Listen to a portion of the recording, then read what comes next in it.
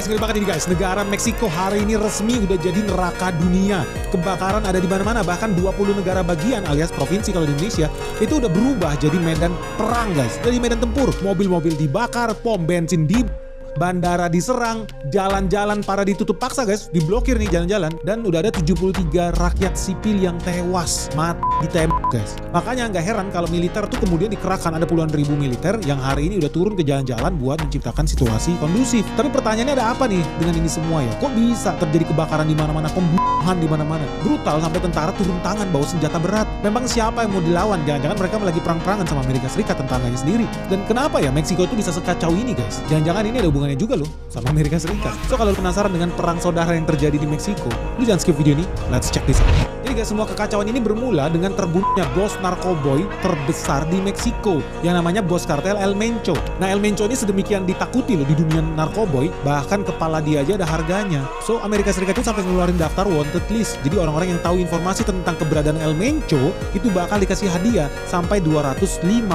miliar dari pemerintahan Amerika Serikat. Lu bisa lihat listnya di layar kaca nih, ada begitu banyak bos-bos narkoboy. Yang paling mahal harganya El Mencho. Jadi El Mencho itu sebetulnya nama samaran guys. Ini nama samaran bos kartel yang nama aslinya adalah Nemesio Ruben Oseguera Cervantes. Jadi dia ini adalah orang yang lahir di bulan Juli tanggal 17 1966 nih. Memang kelahiran asli Meksiko. Dan dia udah sejak lama ada di dalam daftar wanted listnya Amerika Serikat, dikasih ganjaran 15 juta dolar buat orang-orang yang bisa memberikan informasi tentang keberadaan El Mencho ini. Nah, kenapa El Mencho ditakuti guys? Jadi El Mencho ini adalah pemimpin sebuah kartel narkoboy yang bernama CGNG alias Jalisco New Generation Cartel. Dan ini adalah sebuah bisnis narkoboy yang nilainya triliunan setiap tahun. Jadi CGNG ini adalah salah satu kartel yang paling powerful, yang paling kuat dan paling brutal di Meksiko.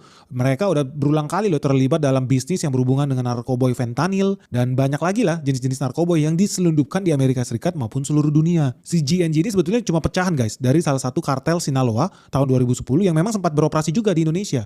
Nah, bisnis CGNG ternyata sudah ekspansi ke luar negeri. Bahkan di tahun 2025 CGNG bisnisnya sudah mengalahkan induknya sendiri yaitu Sinaloa Cartel. Makanya nggak heran kalau CGNG itu bisa menghasilkan duit sampai ratusan triliun setiap tahun. Dan kartel CGNG ini bukan cuma selundupin ke Amerika Serikat, tapi dia juga berbisnis sampai ke Australia, Kanada, bahkan sampai negara-negara lain di Afrika, Asia, Asia Tenggara, Amerika Latin, dan Eropa.